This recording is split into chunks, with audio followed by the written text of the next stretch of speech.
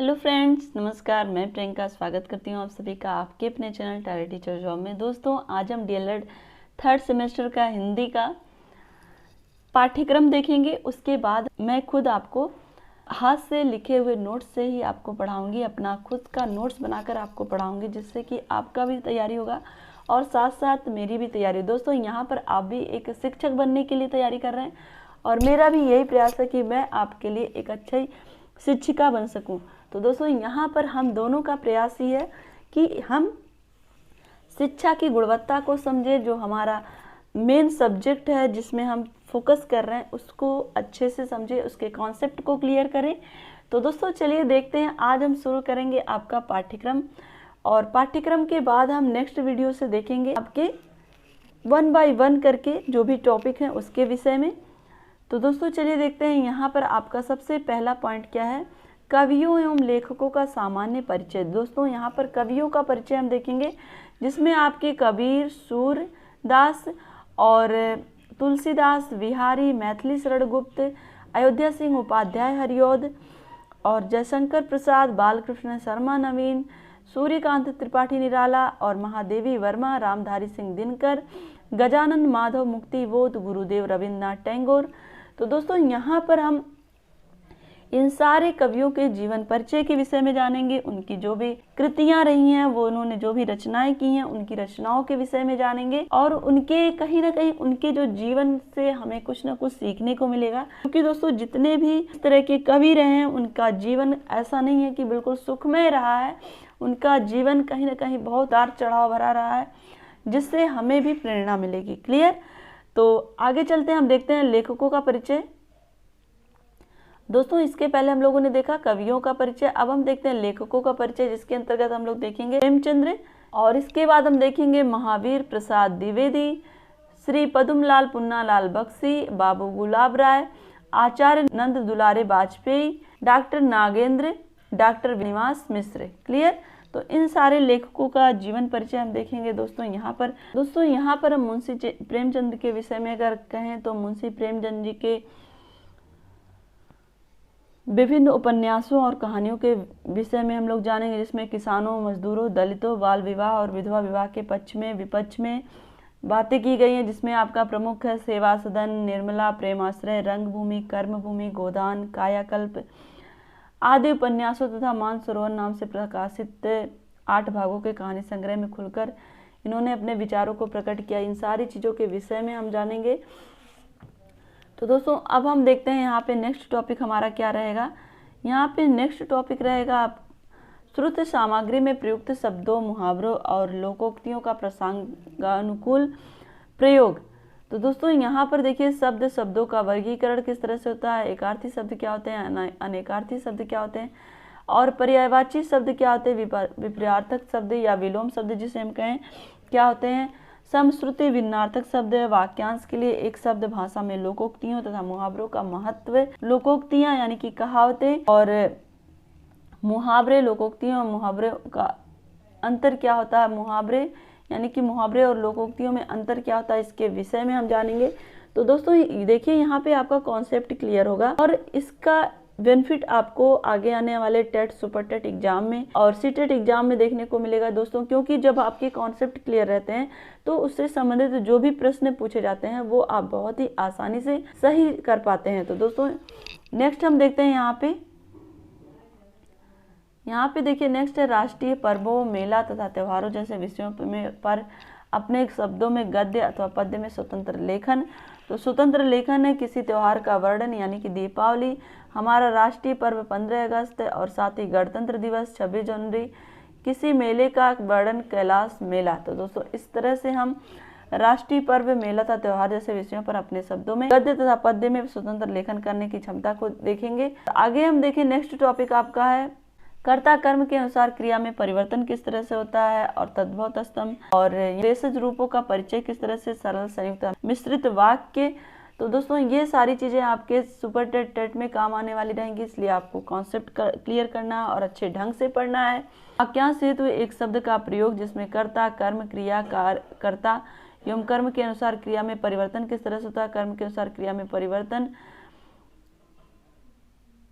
शब्द, तद्भव शब्द, कुछ प्रमुख तद्भव, तत्सम शब्द, देश शब्द, संदेह शब्द, ये सारी चीजें हम देखेंगे। सामासिक शब्द, उपसर्ग प्रत्यय के योग से बनने वाले शब्द देखेंगे हम, वाक्यांशों के हेतु एक शब्द। तो दोस्तों ये सारी चीजें हम डिटेल में देखेंगे, तो कहीं ना कहीं ये हमारे लिए बहुत बेनिफिट होगा। यहाँ पर देखिए पाठ्य पुस्तक के अतिरिक्त अन्य पाठ्य पुस्तक को पढ़ना और समझना, अपठित गद्यांशों के कुछ उदाहरण देखेंगे। तो दोस्तों देखिए ये आपके लिए बहुत ही ज़्यादा बेनिफिट है कि ये सारी चीज़ें आप अभी से ही तैयारी कर रहे हैं और साथ ही साथ अपने 3rd सेमेस्टर की भी तैयारी कर रहे हैं, आपके लिए बहुत ही ज़्यादा बेनिफिट होगा। और यहाँ पर देखिए औपचारिक अनौपचारिक परिस्थितियों के अनुरूप भाषा, जिसमें आपका आता औपचारिक कथन, अनौपचारिक कथन, औपचारिक एवं अनौपचारिक कथनों में अंतर क्या होता है, औपचारिक की विशिष्ट शब्दावली क्या होती है, क्लियर। और यहाँ पर हम देखेंगे अधिगम प्रतिफल का मूल्यांकन। तो मूल्यांकन क्या है इसके विषय में हम जानेंगे। दोस्तों देखिए ये सारे सब्जेक्ट एक दूसरे से कहीं ना कहीं को रिलेट होते हैं। अगर हम बात करें मूल्यांकन की, तो मूल्यांकन आपने साइकोलॉजी में भी पढ़ा। अब यहाँ पर देखिए हिंदी शिक्षण में मूल्यांकन का क्या महत्व है, हिंदी शिक्षण में मूल्यांकन की उपयोगिता क्या है, हिंदी शिक्षण में मूल्यांकन की प्रक्रिया किस तरह से होती है, अभिव्यक्ति का अर्थ क्या है, दीर्घ स्वर, लिखित तथा मौखिक अभिव्यक्ति की विधाएं। और यहाँ पर हम देखेंगे मौखिक अभिव्यक्ति का महत्व, मौखिक अभिव्यक्ति की विशेषताएं, लिखित अभिव्यक्ति का महत्व, लिखित अभिव्यक्ति के उद्देश्य क्या क्या है, लिखित अभिव्यक्ति की शिक्षण विधियां, कहानी शिक्षण की उपयोगिता, बच्चों में कहानी लेखन के प्रति कल्पना और चिंतन का कौशल किस तरह से विकसित किया जाता है। तो दोस्तों यहाँ पर देखिए कहानी शिक्षण की उपयोगिता, इसके पहले भी आप लोगों ने कहानी शिक्षण की उपयोगिता के विषय में इसके पहले सेमेस्टर यानी कि 2nd सेमेस्टर में आपने ये सारी चीज़ें पढ़ी हैं। तो दोस्तों जैसा कि आप जानते हैं कि चाहे अगर हम बात करें अपने बचपन की, तो हमें भी बचपन में कहानियाँ सुनना बहुत पसंद था, आज भी हम कहानियाँ सुनना पसंद करते हैं। क्यों पसंद करते हैं? क्योंकि प्रत्येक कहानी का कुछ ना कुछ सारांश होता है, कुछ ना कुछ मोटिव होता है, जिसमें वो हमें कुछ ना कुछ सिखाता है। तो दोस्तों यही चीज़ें हम अपने बच्चों को अपनी कक्षा में जाकर अपने बच्चों को भी सिखाएंगे कि किस तरह से वो कहानी के माध्यम से अपनी कल्पना शक्ति का विकास करेंगे और साथ ही साथ उनके अंदर कुछ ना कुछ मोरल वैल्यू आएगी, तो और उनके अंदर चिंतन शक्ति का भी विकास होगा। तो एक तरह से ये सारे कौशल छात्रों में किस तरह से विकसित किया जाए इसके माध्यम से हम जानेंगे। तो दोस्तों ये सारा मेन पर्पज, जितने भी टॉपिक आपको पढ़ाए जाते हैं, इसका मेन पर्पज यही होता है कि आपके अंदर अच्छी से अच्छी समझ विकसित हो, जिससे कि आप अपने छात्रों को बेहतर से बेहतर शिक्षण कार्य प्रदान कर पाएँ, क्लियर, बेहतर से बेहतर आप उन्हें सिखा पाएँ, क्लियर। यहाँ पर देखिए अब नेक्स्ट पॉइंट आपका आता है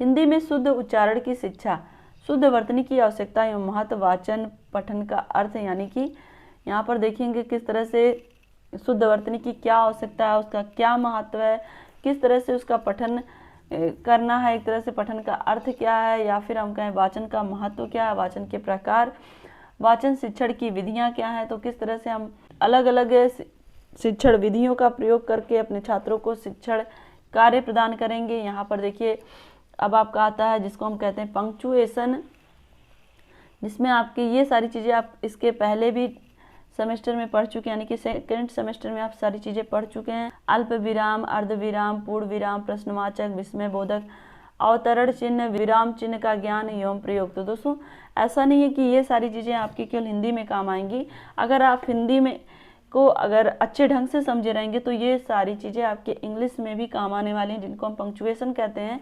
तो विराम चिन्हों का प्रयोग किस तरह से किया जाए, विराम चिन्हों का क्या महत्व है, इसके विषय में भी हम देखेंगे। यहाँ पर हम देखेंगे उपसर्ग प्रत्यय, समासिक पदों की पहचान तथा प्रयोग, उपसर्ग प्रत्यय, उपसर्ग एवं प्रत्यय में अंतर क्या होता है, सामासिक पद, समास के भेद कितने हैं, इन सारी चीज़ों को हम डिटेल से देखेंगे।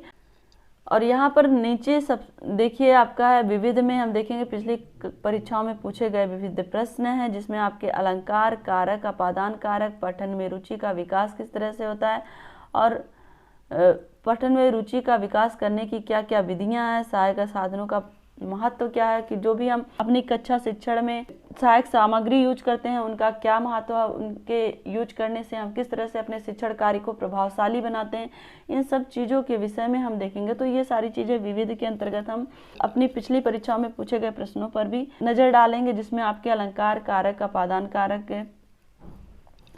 कारक में जिसमें आपका सारी चीज़ें आ रही हैं, संप्रदान अपादान। तो एक तरह से यहाँ पर अलग अलग अलंकार के भी विषय में हम लोग देखेंगे।